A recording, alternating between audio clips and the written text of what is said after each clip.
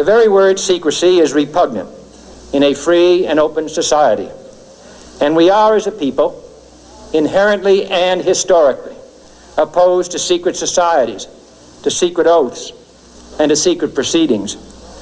We decided long ago that the dangers of excessive and unwarranted concealment of pertinent facts far outweighed the dangers which are cited to justify it.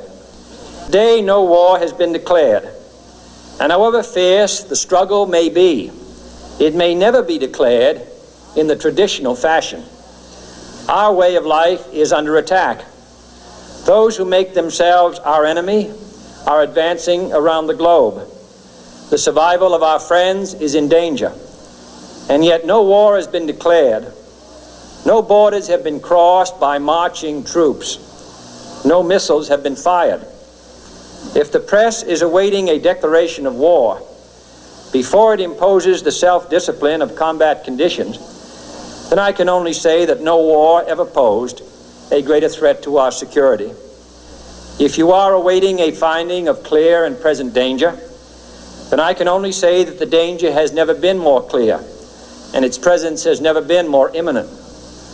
It requires a change in outlook, a change in tactics, a change in missions by the government, by the people, by every businessman or labor leader, and by every newspaper. For we are opposed around the world by a monolithic and ruthless conspiracy that relies primarily on covert means for expanding its sphere of influence, on infiltration instead of invasion, on subversion instead of elections, on intimidation instead of free choice, on guerrillas by night instead of armies by day. It is a system which has conscripted vast human and material resources into the building of a tightly knit, highly efficient machine that combines military, diplomatic, intelligence, economic, scientific, and political operations. Its preparations are concealed, not published. Its mistakes are buried, not headlined. Its dissenters are silenced, not praised. No expenditure is questioned, no rumor is printed, no secret is revealed. Formerly acknowledged as the Star of David, the move to adopt this symbol for the flag of Israel angered many Jews who realized that the symbol is in fact not the Star of David, but a hexagram symbol that was used in the ancient mystery religions. Many anti-Zionist Jews have since gone on to participate in annual flag burning rituals. It is in the biblical figure of Solomon that we can trace the true origins of the six-pointed star or hexagram. Solomon called the star the talisman of Saturn, or what became known as the Seal of Solomon. As we see, the bull's head is enclosed in a six-pointed star and surrounded by the letters composing the name Remphan, the planetary genius of Saturn, according to the alphabet of the Magi. The bull represents Moloch worship, which we will look at shortly, but first we need to examine two passages from the Bible that provide more detail on Solomon. Kings 11, 1-5 in the Bible features this passage. But King Solomon loved many foreign women, as well as the daughter of Pharaoh, women of the Moabites, Ammonites, Edomites, Sidonians, and Hittites, from the nations of whom the Lord had said to the children of Israel, "You shall not intermarry with them, nor they with you. Surely they will turn away your hearts after their gods." Solomon clung to these in love, and he had 700 wives, princesses, and 300 concubines, and his wives turned away his heart. For it was so, when Solomon was old, that his wives turned his heart after other gods, and his heart was not loyal to the Lord, his God, as was the heart of his father David. For Solomon went after Ashtoreth, the goddess of the Sidonians, and after Milcom, the abomination of the Ammonites. Ashtoreth here is a female goddess and the same goddess as Ishtar in Babylon, Isis in Egypt. The Romans called her Diana, and the Greeks Artemis, and the symbol is Venus. Milcom here is a male god, and its root word means king or Baal. It is the same god that is referred to as Moloch or Nimrod in Babylon, Osiris in Egypt, Baal in Sidon. There are overlaps with Zeus in Greek culture and Jupiter in Roman culture. The symbol is Saturn. As the passage makes clear, Solomon fell in love with the women of Egypt and began to worship these false gods. Two other passages from the Bible directly reference the symbol of the star or the seal of Solomon or the talisman of Saturn.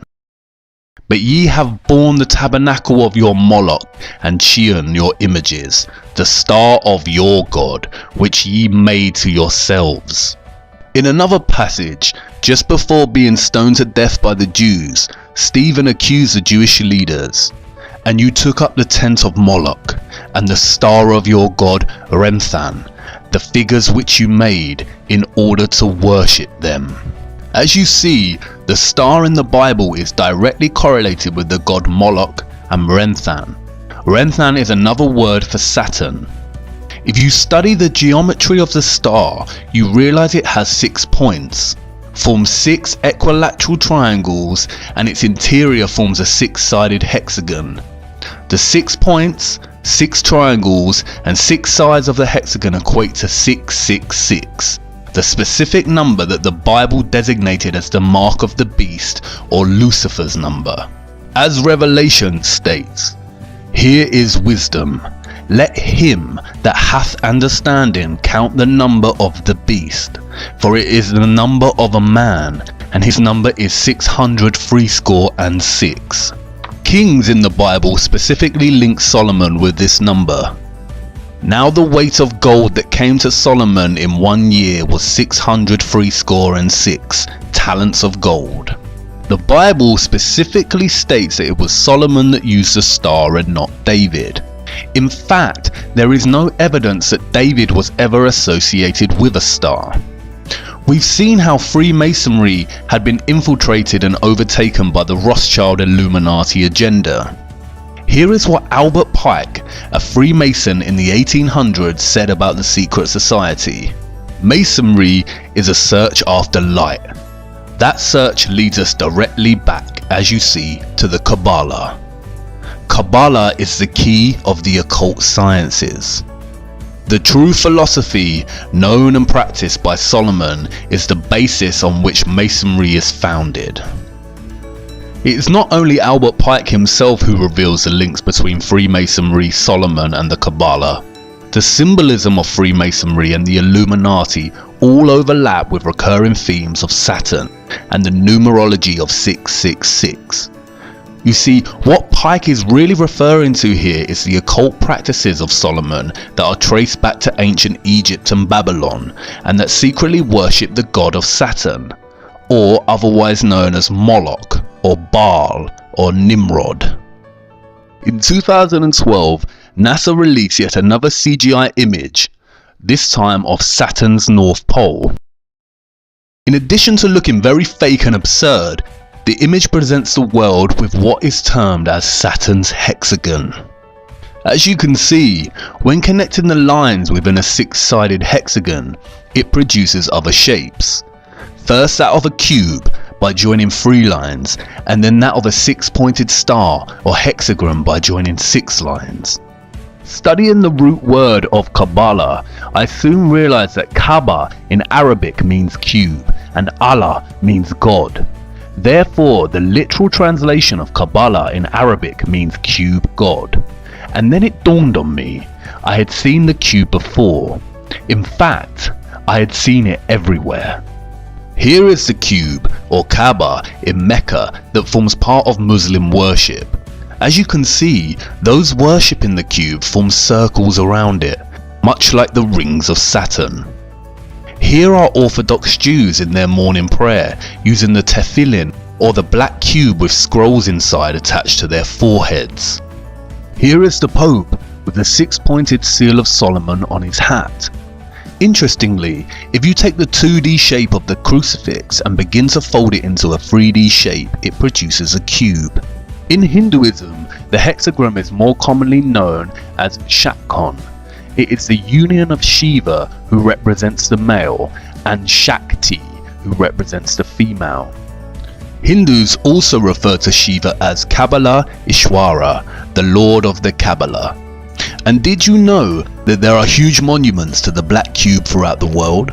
Here is the 9/11 memorial from above. An inverted black cube within another inverted black cube.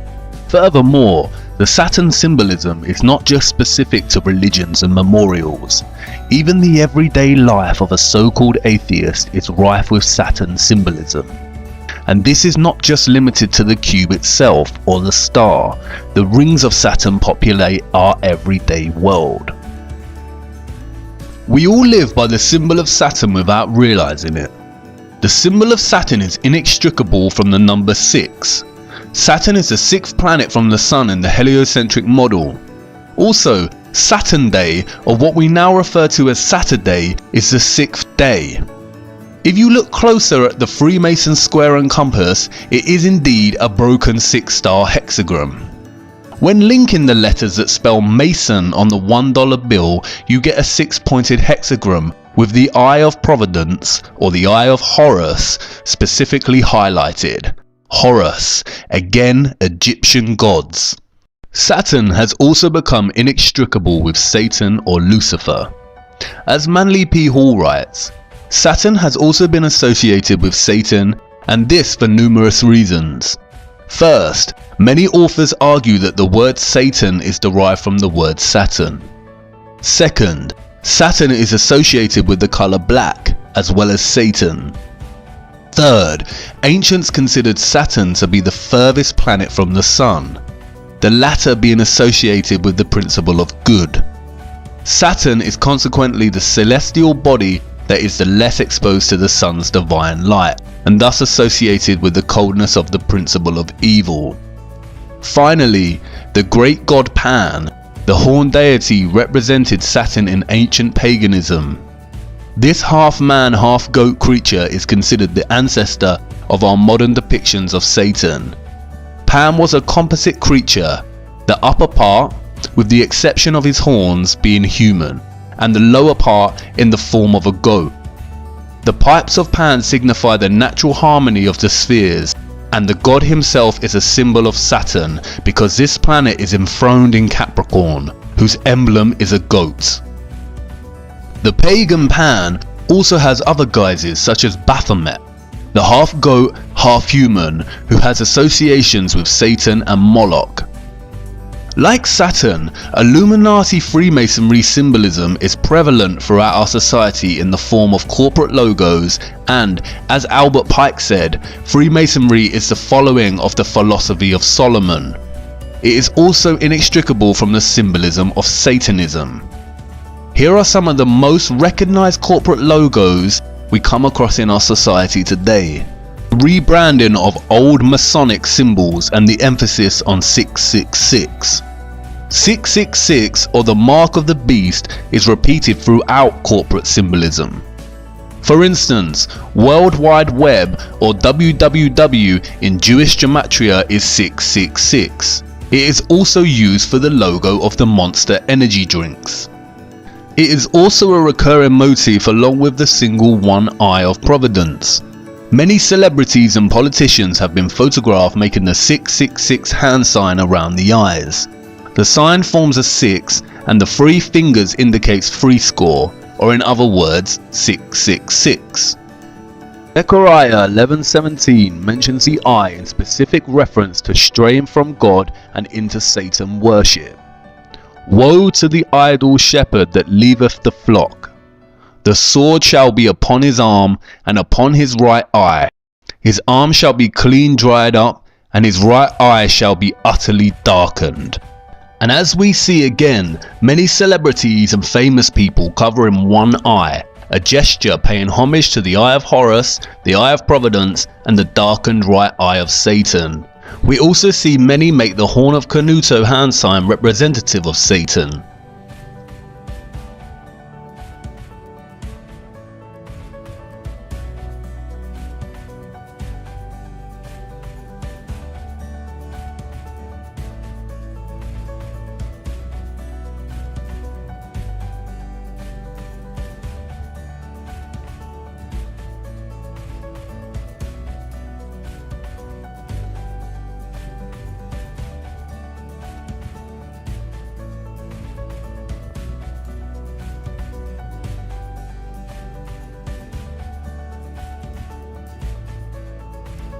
The symbolism is literally everywhere.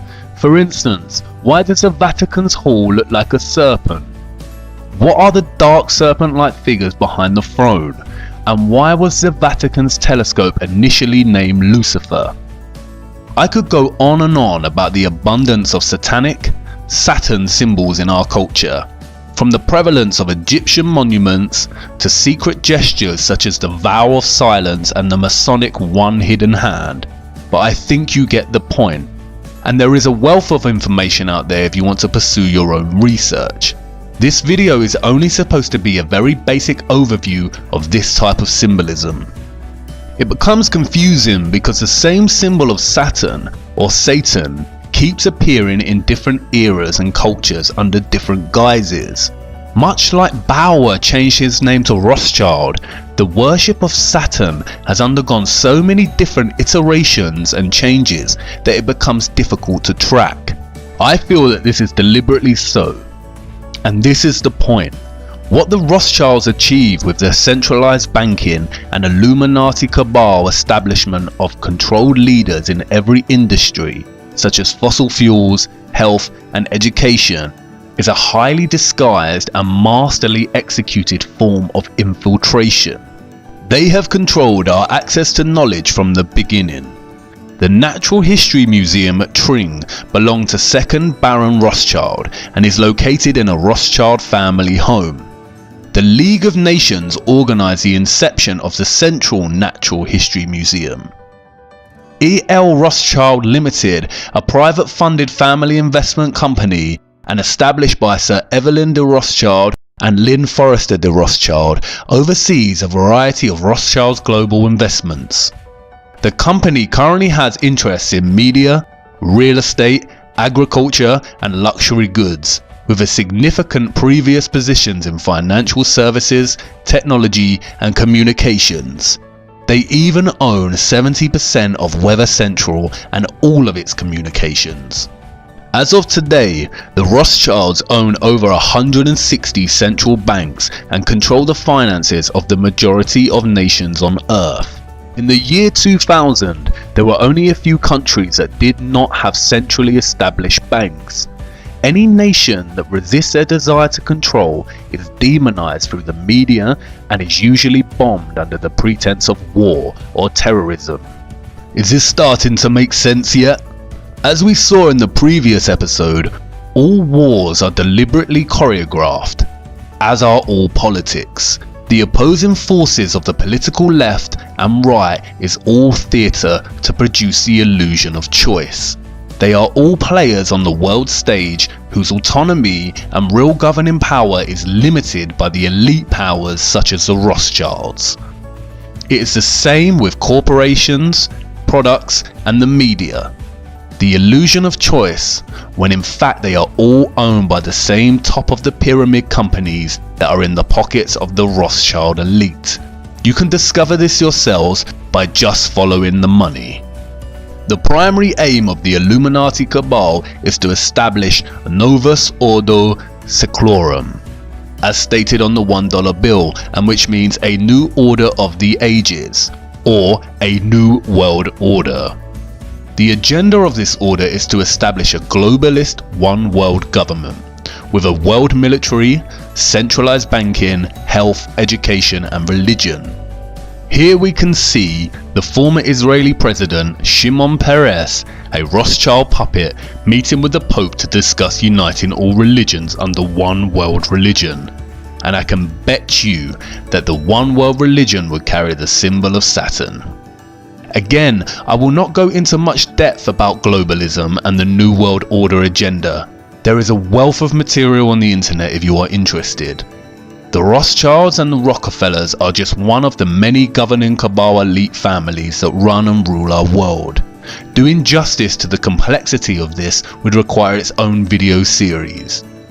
My main objective is to give you a brief overview of the Rothschilds power complex and its grip on our world, and to show you the prevalence of satanic symbolism that stems from this power complex, as it is the key to understanding the lie behind the heliocentric model of the Earth, and why they would deliberately hide that our Earth is a flat, disc-like plane. Despite being studied and used by different Jewish sects today, the Kabbalah is not exclusively Jewish. It has ties that go beyond Judaism. Jewish mysticism originated with the apostate Israelites and ancient Egypt and Canaan during the time of the serpent religions of the Ammonites, the Canaanites and Egyptians, all of which trace back to Babylon. And, as I have shown you, this is evident in the symbolism. Does this mean that Orthodox Kabbalah Jews secretly worship Saturn or Satan? No. What the Rothschilds and their puppets have successfully achieved is a worldwide worship of Saturn or Satan in its various guises through deception and infiltration without the world knowing it. I am not suggesting that Jews in general worship Satan, especially in their study of the Kabbalah, nor am I suggesting that Muslims in their prayer to the Kaaba or Catholics visiting the Vatican are Satanists. I am showing you that without actually knowing it, we are all in some way giving our energy and worship to this satanic lineage without realizing it. Even if you're an atheist, the black cube and Saturn rings are so prevalent in your life you may wear clothing with the symbolism on without even realizing. It is now important to return to the Big Bang. As I mentioned in the previous episode, the Kabbalah Ein Sof provides us two conclusions: that either the Big Bang has proven the Kabbalah and its teachings, or that the Big Bang theory was stolen from the Kabbalah. But you see, perhaps there is an even more sinister conclusion behind this. Perhaps, just perhaps, modern Kabbalists, or more specifically the Illuminati Freemasonry satanic complex, have figured out a way to force their beliefs onto others by renaming their views as science. Perhaps atheism is not atheism at all, but a deceptive form of Saturn worship, which encourages people to forsake the idea of God and creation and adopt randomness, nihilism, or the idea of nothingness, and is achieved through none other than widespread institutional control and infiltration of the sciences via the Rothschilds, Rockefellers, and other puppets. And when met with any opposition is shame from the so-called scientific community. In a nutshell, atheism legitimized coincidence. What about all the central scientific figures supporting the heliocentric model and the theory of the Big Bang? Well, here is a photo of Zionist Albert Einstein dining with Lord Rothschild. Isaac Newton was a Freemason and had a keen interest in the occult. And all big NASA figureheads and astronauts are Freemasons and openly display this, as does Neil deGrasse Tyson. There exists an organization called the Anti-Defamation League, which serves as an instrument to try and convince everyone that any mention of the Rothschilds and their allies is an anti-Semitic attack on all Jews. This is given historical weighting by the Rothschild choreographed Holocaust and also controlled by the Rothschild-Rockefeller media complex. All major mainstream media outlets can be traced back to their control. As David Rockefeller stated at the Bilderberg Conference in 1991, "We are grateful to the Washington Post, the New York Times, Time magazine and other great publications whose directors have attended our meetings and respected their promises of discretion for almost 40 years.